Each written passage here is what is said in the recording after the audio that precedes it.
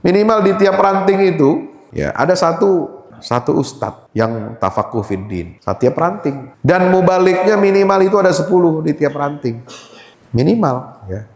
Jadi satu kiai yang tafakuh fiddin dan 10 mubalik. Loh apa bedanya ustadz kiai dengan mubalik? Kan sama-sama aja. Enggak sama. Mubalik ya mubalik. Kiai ya lain. Kiai itu ulama itu harus tafakuh fiddin, menguasai ilmu agama, punya ilmu, menguasai ilmu Al-Quran, menguasai ilmu hadis, menguasai ilmu fikih, usul fikih, itu ulama. Nah, kalau mau balik, cukup menyampaikan 1-2 ayat, 1-2 hadis, ngerti secara umum ajaran Islam, apa yang mau disampaikan dalam tabliknya, dalam khutbahnya, itu mubalik. Dan kualifikasi mubalik itu juga di Muhammadiyah ini harus ditingkatkan. Jangan mubalik di Muhammadiyah itu menyampaikan ayat, hanya bisa menyampaikan terjemahnya. Loh, itu nggak benar itu. Jangan cuma bisa baca terjemahnya, harus bisa baca ayatnya yang benar. Menyampaikan hadis, kok yang disampaikan hadis kok artinya tok, teks hadisnya nggak tahu misalnya. Nah itu namanya krisis. Itu. Jadi yang namanya mubalik itu harus tahu ayatnya, baca ayatnya dengan benar, baca terjemahnya benar, baca penafsirannya dengan benar, lalu dia bisa menyampaikan itu kepada halayak ramai di pengajian-pengajian atau di minbar Jumat. Hadis pun demikian, jangan kita yang penting kan terjemahnya Pak Ustadz. Nggak bisa. Mubalik itu dia harus baca hadisnya, tahu di mana sumbernya ini, ada di kitab apa gitu, ada minimal ada menyebutkan rawahu siapa, apakah rawahu Bukhari, Muslim, apakah rawahu Ibnu Majah, Turmuzi, Abu Dawud, Nasai, atau Imam Baihaqi, atau Musnad Ahmad dan sebagainya. Minimal dia harus tahu.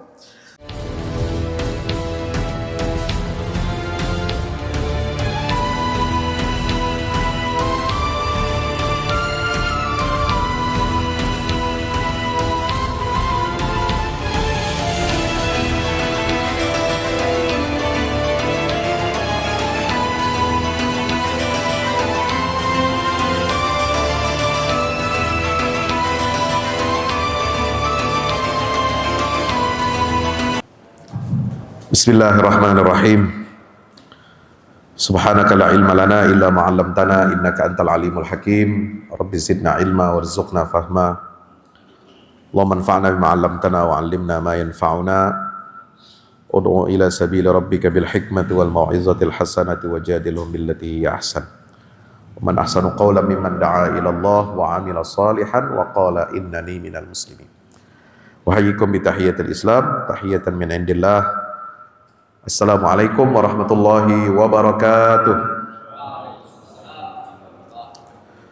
Alhamdulillah, bersyukur pada Allah. Saya sangat senang sekali malam hari ini bisa bersilaturahim, bertatap muka dengan teman-teman Korps Mubalik Muhammadiyah, ya, Gombong ya, PCM Gombong, dan juga para siapa nih? Santri ya, santri-santri senior. Ya, Pondok Modern Muhammadiyah Wiryo Sudarmo ya. Alhamdulillah perjalanan saya dari Jakarta kemarin malam ya, tiba di sini pukul 10.15. Alhamdulillah lancar, tapi ada satu kendala musibah yang nggak terduga. Jadi tas bawaan saya, tas isinya baju dan aksesoris itu ketinggalan. Ketinggalannya di mobil saya lagi di rumah. Ya, jadi lupa diturunkan dan dinaikkan ke Grab yang mengantarkan ke mana? Ke stasiun Gambir ya. Sehingga saya cukup panik kemarin itu karena waktunya juga nggak mungkin saya kembali lagi ke rumah. Ya, karena sudah siap sampai di stasiun itu, baru ketahuan ternyata tasnya ketinggalan. Sementara jadwal keretanya sudah 10 menit lagi mau berangkat. Itu. Tapi alhamdulillah, qadarullah ya, semua ada hikmahnya. Ternyata ada kawan di Lazismu ya, atau di PCM Gombong ini yang kemudian memberikan solusi. Jadi bisa mengantarkan tas itu diambil oleh travel lalu dibawa ke Gombong ini. Alhamdulillah tadi pagi. Jadi ini kostum yang dibelikan oleh panitia di sini. Ya, beliau yang belikan ini. Mulai dari baju kokonya sampai sarungnya. Ya. Kalau pecinya sama sorbannya enggak, karena itu tidak dijual di mana-mana. Ya, ini saya bawa langsung dari Jakarta gitu. Alhamdulillah. Senang sekali bisa bersilaturahim dengan para tokoh, para alim, para mubalik yang insya Allah pertemuan kita ini senantiasa diberkahi dan mendapatkan ridha Allah Subhanahu wa Ta'ala. Teman-teman, para asatidzah yang dimuliakan Allah Subhanahu wa Ta'ala, salah satu tantangan kita dalam memajukan dakwah Islamiyah, ya, terutama dakwah Islamiyah itu intinya adalah amar ma'ruf dan nahi mungkar. Yang kata Imam Al-Ghazali, amar ma'ruf nahi mungkar itu adalah poros tema utama dakwah seluruh nabi dan rasul. Ya, agama ini hanya akan tegak bisa dijalankan dengan baik untuk memperbaiki internal umat Islam yang sudah ya mengikrarkan syahadat asyhadu alla ilaha illallah wa asyhadu anna Muhammad Rasulullah. Mereka yang sudah mau melaksanakan rukun Islam yang 5, tapi kan itu harus terus-menerus diperbaiki. Kenapa? Karena ajaran Islam itu bukan hanya rukun Islam. Ya, rukun Islam itu baru pokok-pokoknya. Bukan pokoknya bahasa Jawa ya. Pokoknya bukan. Ya. Ya. Tapi ajaran-ajaran intinya, pokok tiang-tiangnya itu. Kalau rumah itu kan pasti ada tiangnya. Ya. Pondasinya 2 kalimat syahadat, yang 4 lain itu jadi tiang. Soko guru. Kalau di masjid yang biasa dalam arsitektur Jawa ini kan selalu ada bentuknya atapnya limus ya. Ya. Kemudian soko tiangnya itu kan ada 4. Ya. Tadi siang saya dibawa beliau ini berkunjung ke pondok di Ponorogo. Itu ada masjid lama di sana. Kurang lebih usianya berapa? 200 tahun ada. 200-an tahun lebih ya. Jadi ketika Pangeran Diponegoro itu pada masa-masa perjuangannya itu sempat di sana tahun 1825 sebelum berakhir Perang Jawa, Perang Sabil ya. Jadi hati-hati. Jadi Perang Jawa itu sebenarnya bukan perang semata-mata untuk kemerdekaan, semata-mata menentang penjajahan, tapi perang untuk menegakkan agama Allah, melawan penjajah Belanda yang dalam pandangan Pangeran Diponegoro itu adalah penghalang terbesar ya, bagi tegaknya syariat Islam di tanah Jawa, di Pulau Jawa ini. Nah, itu ada masjid tua itu, ya, ada khasnya itu saya selalu ya bandingkan sama ya Masjid Demak, masjid apa macam-macam itu. Itu selalu ada soko gurunya 4 itu. Tiangnya itu besar. Nah, ajaran Islam itu kan bukan cuma 5 itu. Ya, banyak yang lainnya. Dalam hal ibadah masih dirinci lagi. Dalam muamalah, berekonomi, ya itu tidak masuk dalam rukun Islam. Ya, terus kalau nggak masuk dalam rukun Islam, apa kita tidak menjalankan syariat itu? Dalam muamalah, dalam ekonomi, dalam bertetangga, dalam bersosial, bahkan dalam berpolitik ada aturannya. Hukum pidana Islam tidak masuk rukun Islam. Ya. Hukum halal haram makanan, minuman, ya kan? Perkawinan tidak masuk dalam rukun Islam. Tapi itu semua adalah bagian yang integral dan tidak terpisahkan dari syariat Islam.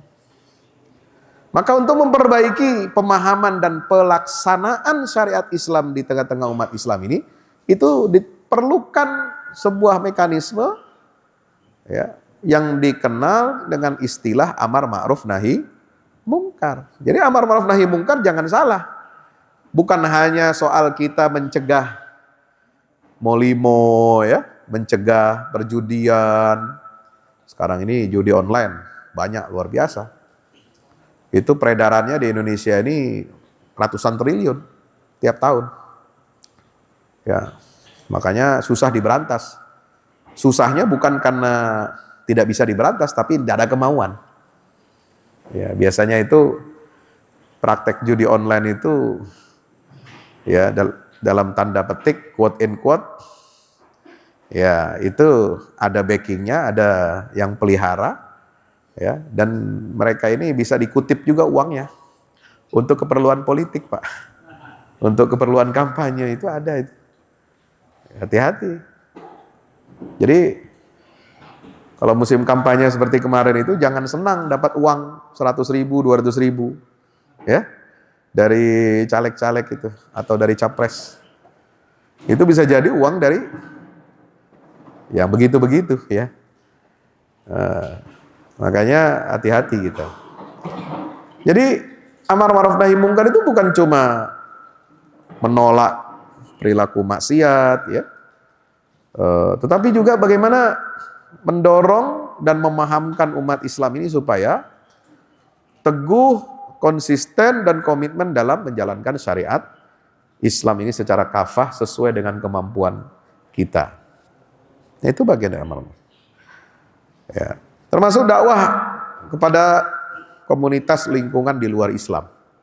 Ini saya kira juga menjadi catatan yang sangat penting. Ya, bahwa kita sebenarnya kewajiban berdakwah itu bukan untuk umat Islam saja. Justru pertama yang wajib didakwahi itu adalah mereka yang di luar Islam. Apa maksudnya dakwah kepada mereka yang berada di luar Islam? Yaitu dengan memperkenalkan Islam.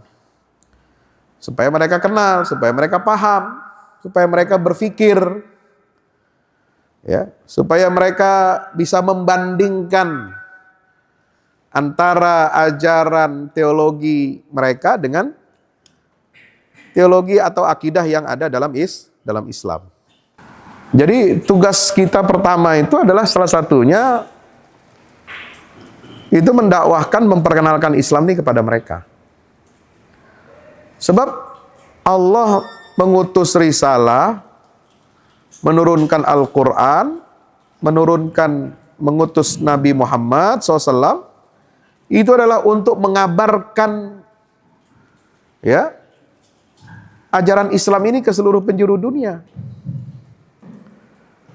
Jadi dakwah itu bukan hanya kita main seperti apa di dalam tempurung, nggak bisa juga. Ya, bukan seperti itu, ya. Jadi dakwah itu harus mengenalkan. Sekarang saya mau tanya, ini para mubalik ini, KMM ini, sudah pernah belum? Ya, mubalik Muhammadiyah itu mengenalkan Islam kepada umat di luar Islam. Mengenalkan saja, datang silaturahim, ajak ngopi-ngopi, ya, makan kacang, gini kan, kacang rebus, ya, singkong, ya, cuma ini sayang digoreng, bagusnya direbus, ubi, ya kan, itu atau pisang rebus itu, ya, ajak ngobrol pagi-pagi, ada kesempatan buat forum silaturahim itu.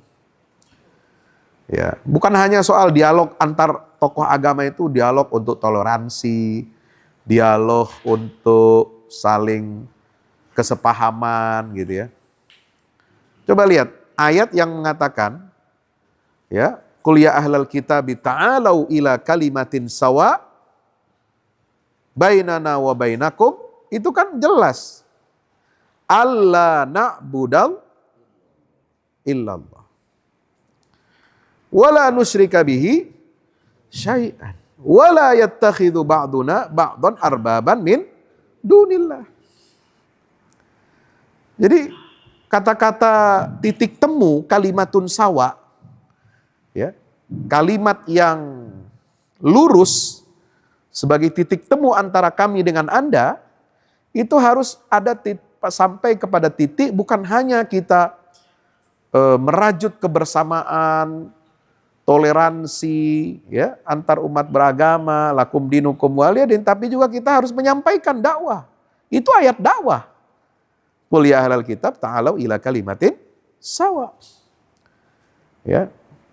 Apa inti kalimatun sawa? La na'budu illallah. Jangan kita menyembah kecuali hanya Allah.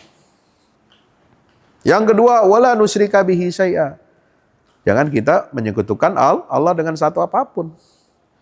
Yang ketiga, wala yattakhidha ba'duna ba'dan arbaba min dunillah. Jangan sampai sebagian kita menjadikan sebagian yang lain itu sebagai rob, sebagai sesembahan selain Allah.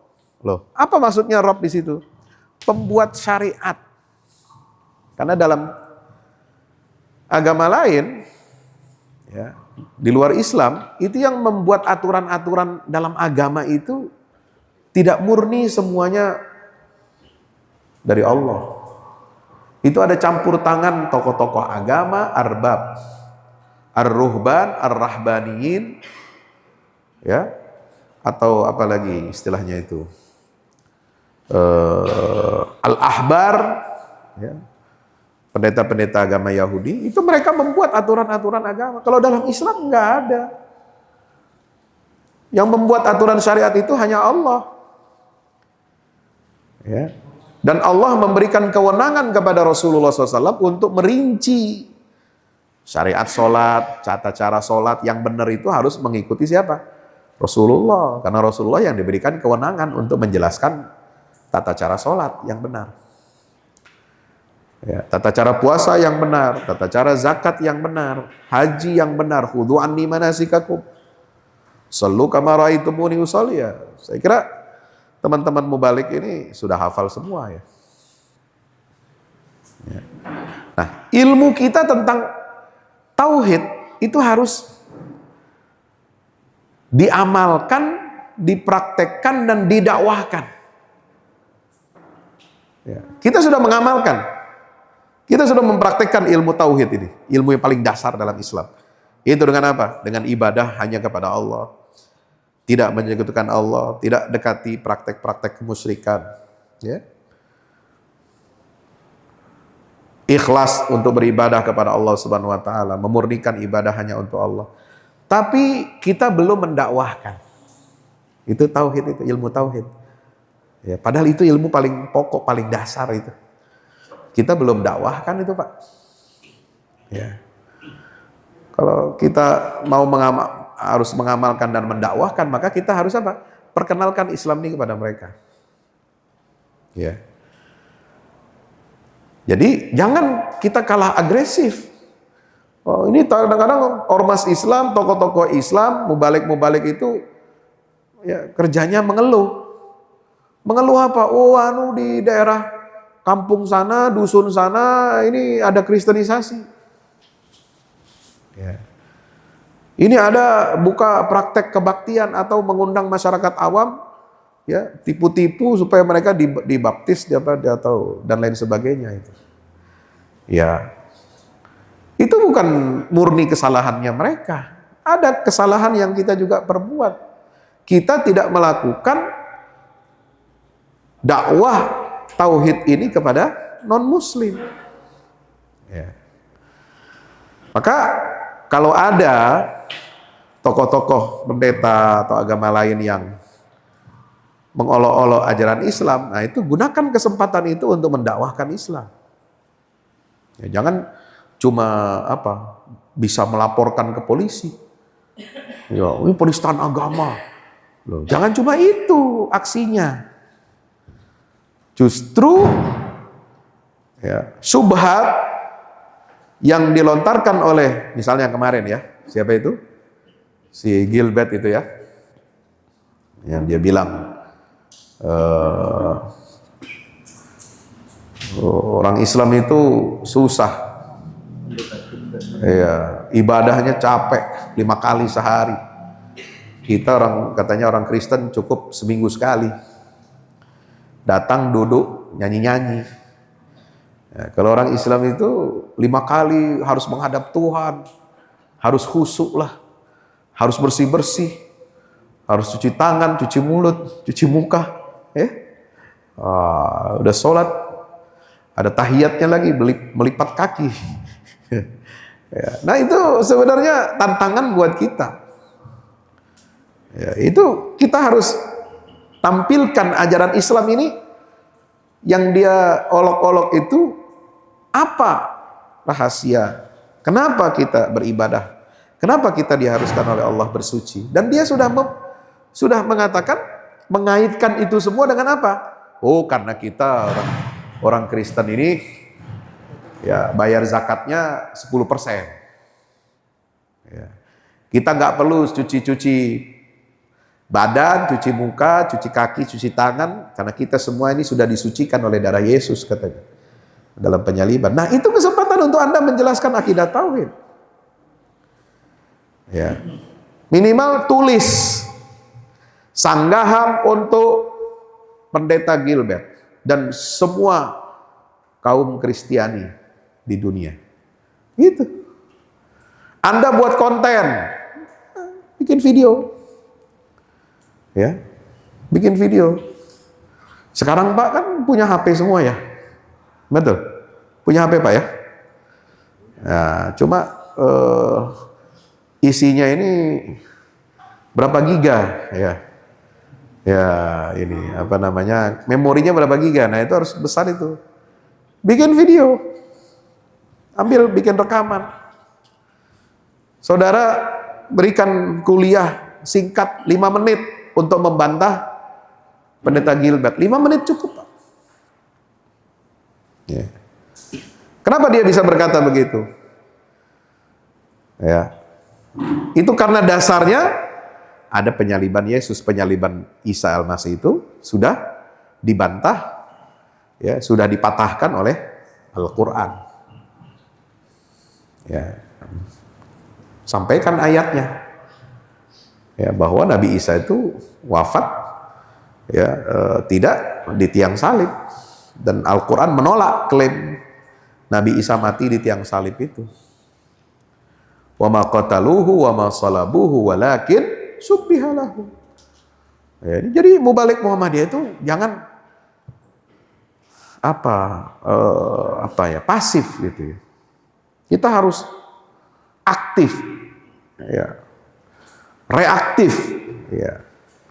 Kita harus memulai inisiatif.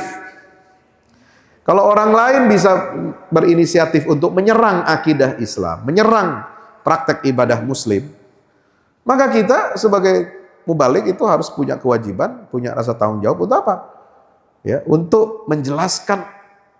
Gunakan momentum itu untuk menjelaskan akidah Islam yang benar kepada mereka. Menjelaskan apa hikmah. Kenapa kita mesti berwudu, cuci tangan, ya, kumur-kumur, ya, kemudian istinsyak, ya, kemudian ayat Al-Maidah itu kan? Ya ayyuhalladzina amanu idza qumtum ila shalah faghsilu wujuhakum wa aydiyakum ilal marafiq wamsahu bi ru'usikum wa arjulakum ilal ka'bain. Itu harus disampaikan. Nah, apa hikmahnya? Nah, ini Bapak-bapak mau balik ini juga harus ya banyak membaca, literasi. Ya. Ada kitab yang ditulis oleh Syekh Ali Al-Jurjawi, ya, ulama Mesir. Itu judulnya Hikmatut Tasyri' wa Falsafatuh. Ya, hikmah kenapa Allah mensyariatkan sesuatu ini dalam agama Islam dan apa falsafah di balik itu semua. Nah, itu Anda bisa jelaskan. Banyak hadis-hadis Rasulullah yang menjelaskan tentang hikmah dari berwudu, hikmah ini, itu, dan lain sebagainya. Nah, ini kesempatan bagi kita untuk mendakwahkan ajaran Islam. Jadi jangan kita terjebak, fokus kita hanya kepada soal itu pelecehan agama, itu penistaan agama, harus ditindak. Enggak. Ya. Orang nggak akan berani melecehkan agama kita kalau kita mampu menjelaskan secara rasional, secara ilmiah, apa hikmah dan manfaat dari wudhu itu. Kalau kita bisa menjelaskan secara ilmiah, secara saintis, bahwa Tuhan tidak mungkin mati di tiang salib. Ya kan? Makanya Sayyidina Umar bin Khattab itu pernah mengatakan begini, wahai umat Islam,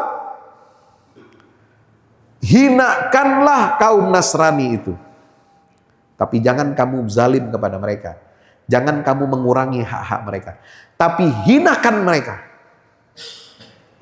Kenapa? Umar bin Khattab suruh umat Islam, suruh kita untuk menghina, tapi bukan menghina mencaci maki gitu ya. Tapi hinakan itu dengan cara kita menjelaskan kerusakan akidah mereka dengan cara yang benar, cara yang santun dan ilmiah. Kenapa? Karena kata Sayyidina Umar bin Khattab, tidak ada pengikut agama di dunia ini yang menghina Tuhan mereka seperti orang Kristen menghina Tuhannya. Ya, Tuhannya mati di tiang salib. Ya, diludahi, nggak bisa membela diri. Ya. Sampai digambarkan kan dalam Injil kan begitu. Oh, dihina sama orang-orang Yahudi. Dan Tuhan nggak bisa membela diri. Ya. Itu kan kata Sayyidina Umar bin Khattab, itu tidak ada hinaan kepada Tuhan sesembahan di atas muka bumi ini sebagaimana orang Kristen menghina Tuhannya mereka sendiri. Gitu. Nah, inilah salah satu tantangan dakwah kita ya, untuk menjelaskan Islam ini kepada masyarakat dunia. Dan sekarang ini masyarakat dunia ini sedang memerlukan Islam, sedang menghajatkan petunjuk Islam. Pak Ustadz, gak usah capek-capek kita menjelaskan Islam kepada mereka. Ya, kan Allah memberikan hidayah kepada siapa yang Dia kehendaki. Iya betul. Yahdi man yasha wa yudhillu man yasha. Tapi apakah hidayah itu hanya kita tunggu? Ya, hidayah itu nunggu Allah aja yang bergerak, nggak bisa. Kita umat Islam ini yang harus bergerak. Kita umat Islam yang harus mendakwahkan Islam ini supaya mereka kenal, mereka paham, lalu kemudian mereka cinta, lalu mereka mau berpikir, minimal mau mikir. Oh, Islam itu luar biasa ya. Oh, ternyata apa yang saya yakini selama ini nggak rasional, ya, keliru gitu. Nah, baru dengan sentuhan-sentuhan dakwah saudara-saudara inilah mereka terbuka hatinya untuk mendapatkan cahaya hidayah dari Allah. Selalu hidayah itu ada wasilahnya. Jadi hidayah itu nggak tiba-tiba, Pak. Nggak ujuk-ujuk, ya. Tanpa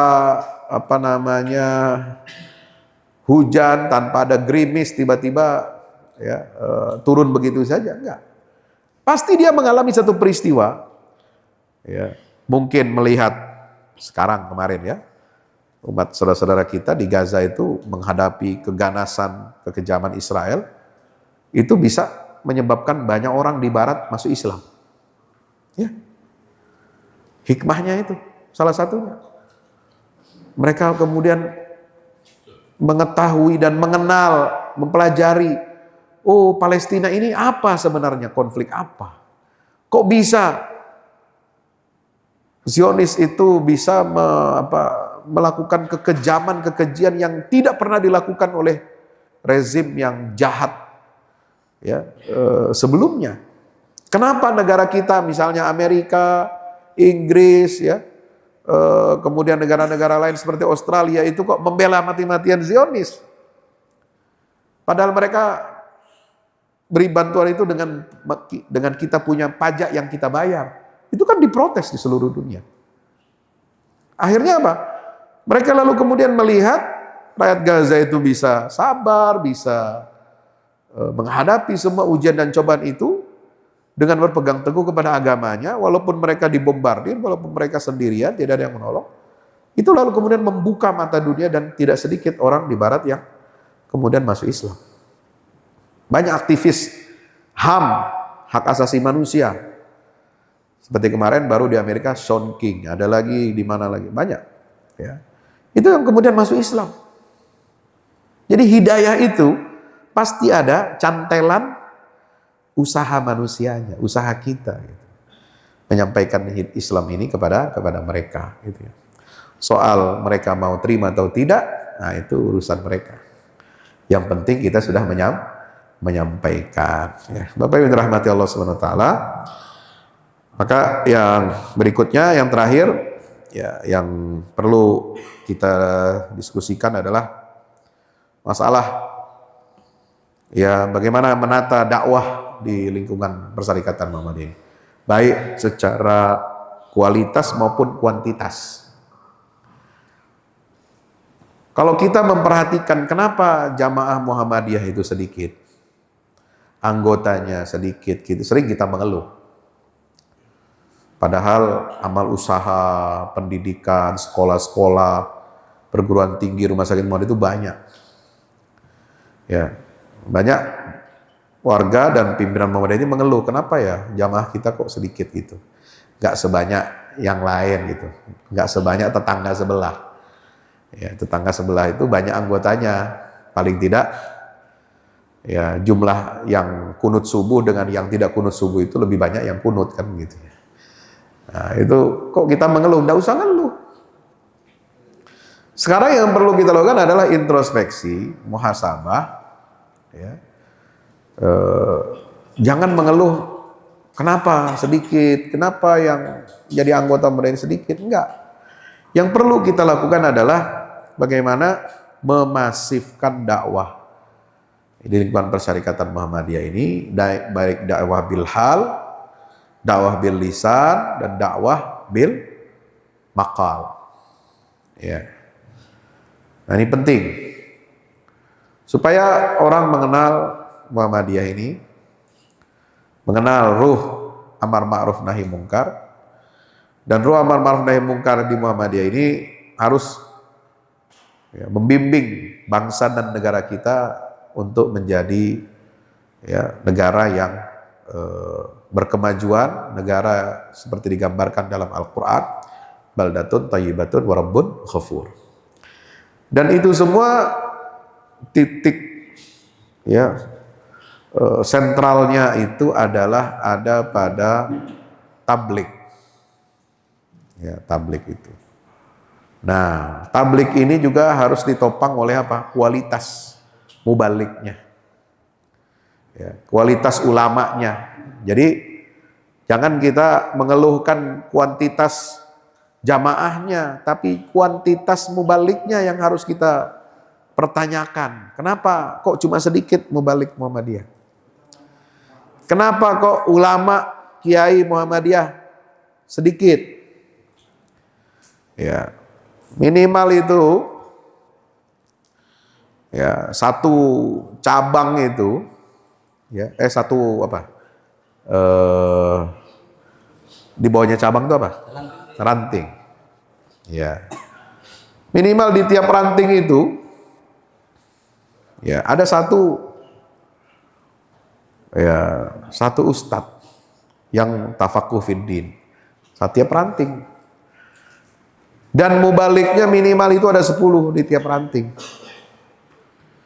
Ya. Minimal ya. Jadi satu kiai yang tafakuh fiddin dan 10 mubalik. Loh, apa bedanya ustadz kiai dengan mubalik? Kan sama-sama aja. Enggak sama. Mubalik ya mubalik. Ya. Kiai ya lain. Ya. Kiai itu, ulama itu harus tafakuh fiddin, menguasai ilmu agama. Punya ilmu, menguasai ilmu Al-Quran, menguasai ilmu hadis, menguasai ilmu fikih, usul fikih, itu ulama. Nah, kalau mubalik cukup menyampaikan 1-2 ayat, 1-2 hadis, ngerti secara umum ajaran Islam apa yang mau disampaikan dalam tabliknya, dalam khutbahnya, itu mubalik. Ya. Dan kualifikasi mubalik itu juga di Muhammadiyah ini harus ditingkatkan. Ya. Jangan mubalik di Muhammadiyah itu menyampaikan ayat hanya bisa menyampaikan terjemahnya. Loh, itu nggak benar itu. Jangan cuma bisa baca terjemahnya, harus bisa baca ayatnya yang benar. Ya. Menyampaikan hadis, kok yang disampaikan hadis kok artinya tok. Ya. Teks hadisnya nggak tahu misalnya. Ya. Nah itu namanya krisis itu.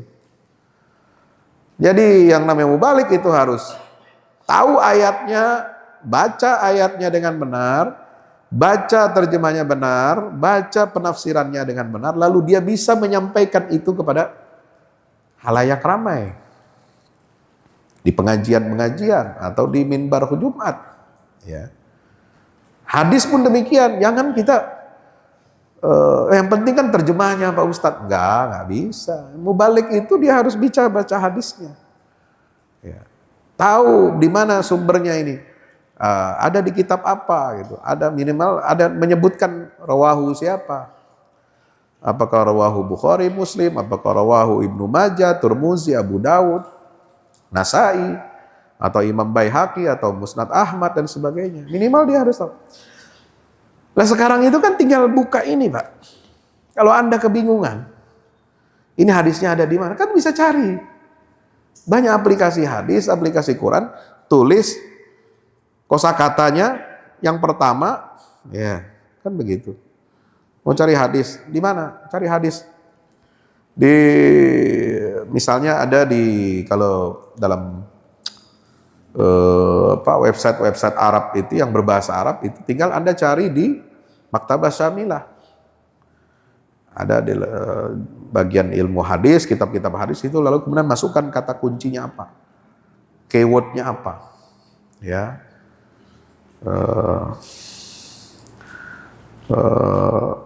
Kemudian juga misalnya di website ada namanya dorar.net, ad-durarus saniyah, itu ensiklopedi. Ada tafsir, ada hadis, semua. Tinggal Anda masukkan kata kuncinya. Contoh kemarin, saya mengampu mata kuliah hadis tarbawi itu. Di UHAMKA ya. Ini tugas mahasiswa, presentasi kok cuma terjemahannya aja. Saya bilang, nggak boleh. Cari hadisnya. Oh gimana Pak nyari hadisnya? Lah, saya ajari. Itu apa kamu baca terjemahannya? Yang menyebabkan banyak manusia masuk ke dalam surga adalah takwa kepada Allah dan akhlak yang baik. Nah, tulis. Hadis tentang husnul khuluq.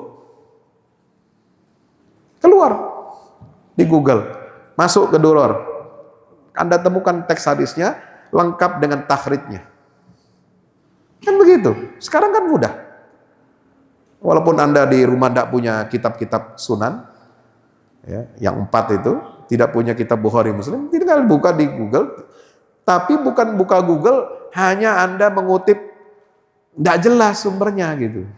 Tapi harus tahu teks hadisnya dan takhrijnya seperti apa, sampaikan ini kepada jamaah.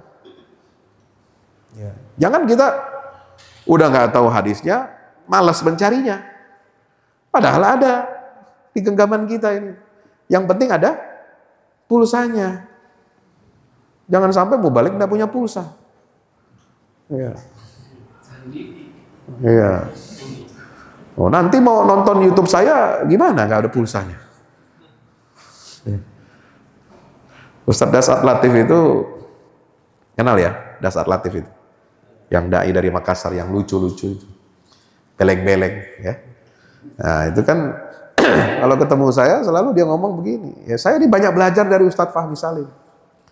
Apa yang dia share, ya link YouTube, buku atau apa tulisan-tulisan yang ada di website saya atau di YouTube saya itu dia buka, dia pelajari.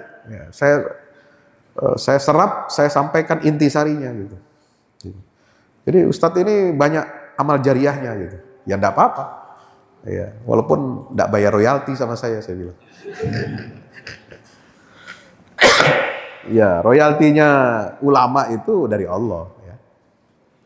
Dan kita senang kalau ada orang mau belajar dari mengambil ilmu dari kita meskipun tidak pernah bertatap muka secara langsung, kan begitu. Itu senang itu. Alhamdulillah ya Allah masih. Ya kalau dulu kan orang mau belajar ke ulama, kiai itu kan harus pergi ke sana, pergi ke sini. Kalau Imam Bukhari itu dahsyat itu. Ya, dia selama 40 tahun berkelana itu mengembara, 40 tahun, Pak. 1.200 guru yang ditemui selama 40 tahun. Dia jalan dari Samarkand, dari Bukhara ke Baghdad, ke Madinah, ke Mekah, ke Mesir, coba, ke Yaman, terus sampai ke Syria, sampai ke Turki. 40 tahun. 1.200 guru. Apa hasilnya? Karena usaha beliau itulah kita bisa mengetahui hadis-hadis sahih. Dia kumpulkan, dia hafal lebih dari 1 juta hadis dengan sanadnya. 1 juta hadis itu belum ada komputer. Ya, belum ada AI. Ya, nah sekarang enak, ada AI, tinggal suruh kumpulin aja big data, semua hadis dihafal, bisa. Dari semua imam bisa, tapi kan itu teknologi. Kalau ya itulah kemudahan yang sudah Allah berikan kepada kita. Ini harus kita gunakan, kita manfaatkan. Gitu. Ya. Jadi jangan pernah berhenti untuk terus menambah ilmu, menambah wawasan. Jangan pernah berhenti untuk meningkatkan kapasitas diri kita, jangan pernah berhenti untuk terus berimprovisasi dalam berdakwah. Ya. Karena ujung tombak Islam, ujung tombak ormas-ormas Islam ini adalah dakwah, ya, tabligh, ya,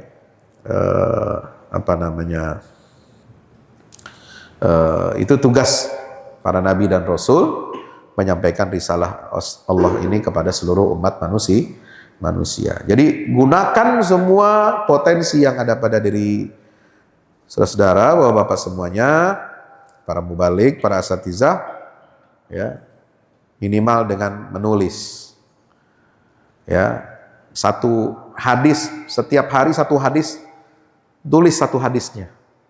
Terus saudara baca penjelasan hadisnya, lalu kemudian coba sampaikan, rekam. Itu kan jadi ilmu. Ya. Ya. Saya nulis buku ini semua dari pengajian, Pak. Ini pengajian saya di YouTube, kajian tentang misalnya apa? Palestina, meruntuhkan Zionis. Itu ada playlist di YouTube saya, kalau saudara buka. Di YouTube saya itu saya sudah bagi ya, ada playlistnya. Ada tema-temanya, ada tentang tema semesta Ramadan, itu kajian 1 bulan Ramadan kemarin semua saya upload di sini. Tentang runtuhkan Zionis, bebaskan Baitul Maqdis, itu semua kajian, ceramah, ya, seminar tentang Palestina, Baitul Maqdis atau tabligh akbar saya upload di sini. Khutbah Jumat, semua saya rekam, saya upload di sini. Ada tema khutbah Jumat khusus. Ada tanya jawab agama, ya, masalah-masalah yang sedang hangat diperbincangkan di masyarakat, WFS menjawab. Itu saya upload semua sini. Itu nanti saya tugaskan tim, saya punya tim media itu, coba tulis ini. Jadikan bahasa lisan, dari lisan jadi tulisan. Ya. Hasilnya saya baca, saya edit ulang, saya rapiin, saya lengkapi, jadi buku. Itu cara saya menulis buku sekarang, karena nggak susah cari waktu lagi untuk menulis. Dari nol, mikir dulu. Kalau mikir dari nol, nggak jadi-jadi. Caranya saya ceramahkan dulu, sampaikan dulu, baru kemudian jadi tulisan, jadi buku. Ya. Kajian anti liberal, Islamofobia, aliran sesat, ada playlistnya situ. Ya. Mengaji Quran, mengeja peradaban, ini kajian-kajian umum ya. Ada juga, ya, jangan serius-serius Pak Ustadz. Nah, ada Ustadz yang ngomong ke saya, itu channel YouTube-nya jangan terlalu ada semua serius. Ada yang santai-santai. Oh iya, saya kalau jalan-jalan kemana sambil dakwah, keliling ke Jawa, Sumatera, Kalimantan, macam-macam. Atau mungkin saya perjalanan ke luar negeri, ya saya ambil video, ya, menceritakan suasana di sana. Ya, kemudian saya bikin vlog. Ya, jadi di situ, upload di situ. Jadi ada hal-hal yang santai-santainya ya. Ada tentang kisah-kisah Al-Quran, kisah para nabi, ya. Ada podcast, ada macam-macam. Nah, itu saya kira yang bisa kita lakukan. Jadi teruslah memberikan pencerahan kepada jamaah dan juga kepada jam'iyah. Kalau ujung tombak dakwah ini ya bisa menyentuh kepada masyarakat akar rumput, kemudian dengan gerakan Muhammadiyah ini kita bisa melakukan bakti-bakti sosial, ya, insya Allah perluasan ya, jejaring dan juga perluasan penambahan angka jamaah Muhammadiyah ini akan bisa kita perbaiki ya, secara simultan. Mudah-mudahan bermanfaat. Nasrun minallah fathun qarib. Wa basyiril mu'minin. Wassalamualaikum warahmatullahi wabarakatuh.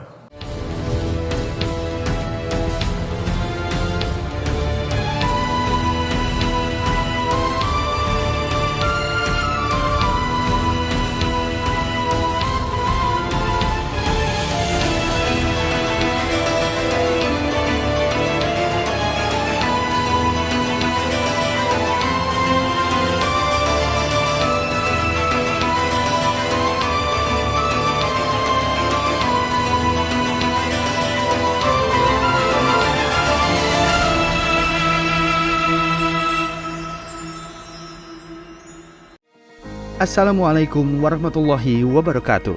Yayasan Al-Fahmu International Indonesia merupakan lembaga dakwah Quran dan sebagai pusat dakwah Quran di Indonesia bertekad menghadirkan kontribusi dakwah Islam yang menyejukkan di tengah-tengah umat. Kami menyadari adanya tantangan peradaban yang dihadapi saat ini. Untuk itulah Al-Fahmu Institute hadir bukan hanya mendidik, bukan hanya mengkader, tetapi juga menyiapkan insan yang dapat berperan menerjemahkan dakwah Quran dan meneruskan wasiat Rasulullah Shallallahu Alaihi Wasallam, yaitu dakwah yang rahmatan lil alamin. Al-Fahmu Institute memiliki visi dan misi, yaitu visi, tugas peradaban, mencetak para kader penghafal Al-Quran dan kader mufasirnya yang berperan menerjemahkan cetak biru Quran dalam dunia nyata adalah tugas peradaban kita semua. Misi, menjadi pusat dakwah kreatif yang berbasis Al-Quran, menjadi pusat kaderisasi guru tahfiz dan mufasir di ibu kota dan Indonesia, menjadi pusat dakwah Quran di bawah naungan Yayasan Al-Fahmu International Indonesia. Demi menjawab tugas peradaban yang berat, Al-Fahmu Institute memiliki struktur Dewan Guru atau think tank dari tenaga-tenaga para ahli yang mumpuni dalam keilmuan dan merupakan lulusan dari dalam dan luar negeri yang teruji kapasitas dan komitmen ilmiah dan dakwahnya. Berikut ini adalah para Dewan Guru Al-Fahmu Institute.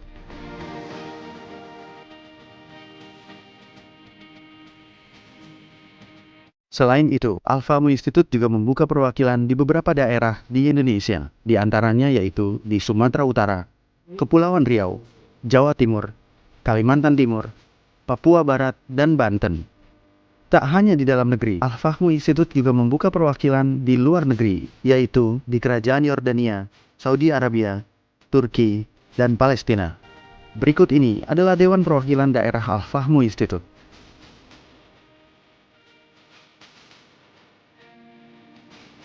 Al-Fahmu Institute memiliki program-program unggulan demi menunjang lahirnya insan yang berkualitas dalam menjalankan amanah dan tugas mulia ini. Program pencetak hufaz. Program ini dititik beratkan kepada pusat pembibitan hafiz Al-Quran. Program dakwah kreatif. Program ini adalah pusat dakwah kreatif yang berbasis Al-Quran. Program kaderisasi guru. Program ini menitik beratkan kepada kaderisasi guru-guru tahfiz dan mufasir di Indonesia.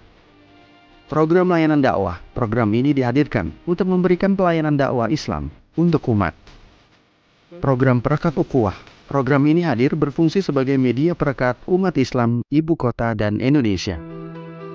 Selain program unggulan, Al-Fahmu Institute juga memiliki program nasional, di antaranya adalah program tebar wakaf 1 juta mushaf Quran, program tebar wakaf 1 juta tadabbur Quran aplikatif, program beasiswa 2.000 kader ulama tafsir di dalam dan luar negeri, program beasiswa 10.000 kader hafiz untuk fakultas umum di dalam dan luar negeri, program mencetak 1.000 kader mufasir, muhafiz untuk daerah pedalaman, program mencetak 5.000 rumah tadabbur Quran di daerah pedalaman, program 1.000 lumbung pangan wakaf untuk daerah miskin tertinggal, program tebar wakaf 1 juta paket buku ilmu Al-Quran dan khutbah Jumat, program televisi dan radio tadabbur atau TRT Quran. Al-Fahmu Institute juga memiliki program majelis tadabbur Quran, di antaranya Majelis Tadabbur Quran aplikatif, Majelis Tadabbur Quran Niaga. Tidak hanya berhenti di situ, Al-Fahmu Institute juga memiliki program kajian Islam eksekutif reguler.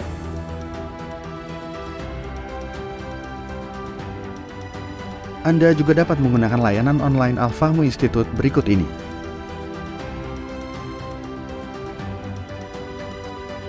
Al-Fahmu Institute juga menggalang kedermawanan sosial umat dengan menyalurkan bantuan darurat bencana alam di Turki dan mendatangkan imam Palestina ke Indonesia selama bulan Ramadan.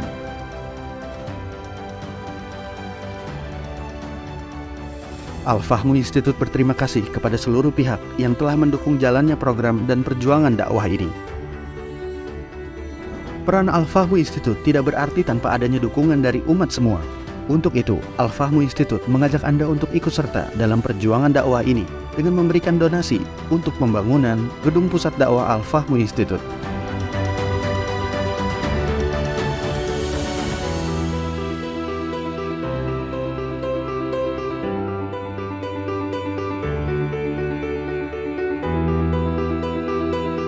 Al-Fahmu Institute, bahagiakan Indonesia dengan dakwah Quran.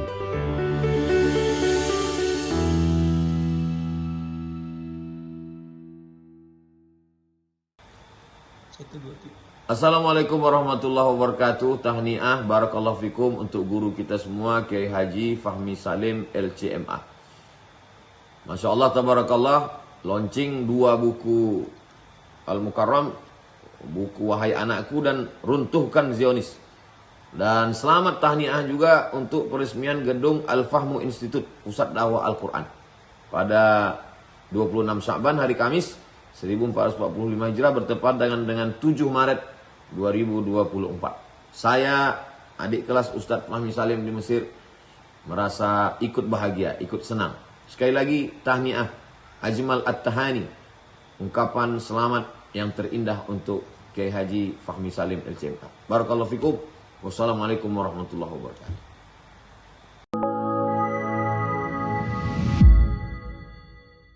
Yang terbaru dari Ustadz Fahmi Salim, buku Runtuhkan Zionis Rebut Baitul Maqdis, buku yang siap membuka cakrawala pikiran dan batin sahabat, sudah bisa dipesan sekarang juga.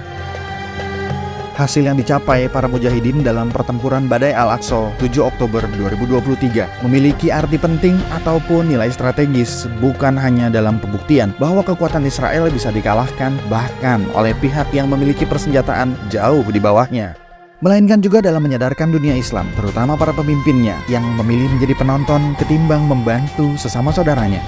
Buku ini adalah salah satu bentuk dukungan dan ikhtiar dengan niat berjuang bersama-sama dengan mujahid Palestina. Tak sekedar memberikan informasi, membeberkan fakta atau data kepada khalayak di Indonesia. Buku ini juga hadir untuk meluruskan tudingan bahkan fitnah terhadap para pejuang di sana. Betapapun kita berada jauh dari Al-Quds, melalui buku ini kita akan dapatkan bagaimana kita bisa memperoleh pahala yang sebanding dengan para pejuang di garda terdepan di negeri perlawanan Palestina. Dapatkan buku Runtuhkan Zionis Rebut Baitul Maqdis segera.